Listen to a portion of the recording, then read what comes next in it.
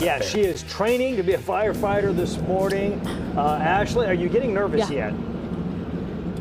I'm not getting nervous, but my goodness, we just saw the recruits go inside a burning building. You're seeing all that smoke coming out right now. You just kind of missed the bulk of the action. We saw recruits busting down that front door. We saw them shooting out what we presumed to be a window. And then now we see recruits here on the bottom going up to the second level there. Someone better to kind of explain what we're seeing here is Parker, obviously the PIO with Sacramento Fire. Parker, what can you tell me? They're pulling out a victim as we speak. Yeah, so we've got two different evolutions going. We got an engine company that's pulled a hose line. They forced the door on the front door, what we're calling that. They're going to go in and try and locate the fire on that first floor. We've understood that there's a victim trapped on the second floor. Our crews pulled a ladder to that window on the second floor, and they've located a victim, and now they're going to bring that victim down.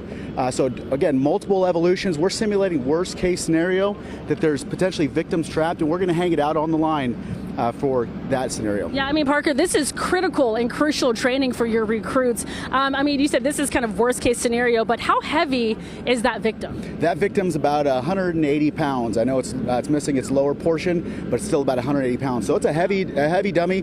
But again, that's an average weight of an adult person. So we want to make sure that we are training as if we do locate that people. This gives these folks slides, so when they see it on the real thing, it's not their first time. Yeah, actually this week, guys, the recruits have been going through this training. We just happened to kind of peek in and pop in to join in. How many live session revolutions do your recruits have to go through before they could actually go into the field?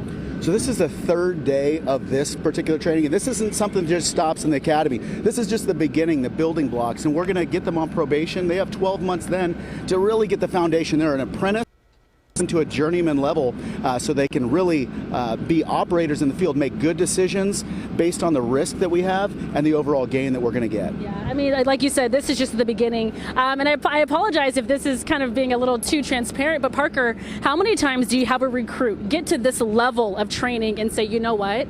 This is actually way more difficult than I anticipated. You know what happens? Fortunately, we get really good recruits that a lot of times already have experience. So it's generally not the first time they've done these evolutions. But again, it could be, and there is always the potential for that to happen. We don't like to see that happen. That's why we really take baby steps throughout this process, so it increases their comfort level as they go. And in terms of, obviously this is a live simulation, but how big is that structure? And then how can you compare that to, let's say, a normal house fire or another structure fire, let's say a commercial fire building? Yeah, so this is roughly about 1,800 square feet, and that's your standard home. That's our biscuits and gravy fire.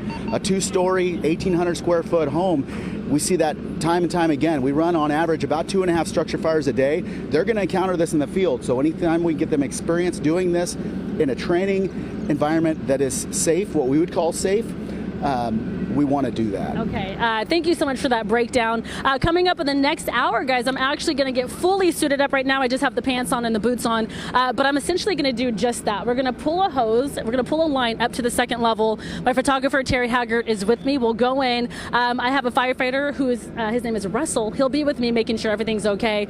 Mask on, the whole nine. I'll go in, fire, smoke, and we'll have all the action for you coming up at 10 o'clock. So I'll get a chance to chat with some of the recruits also to see how they felt about it.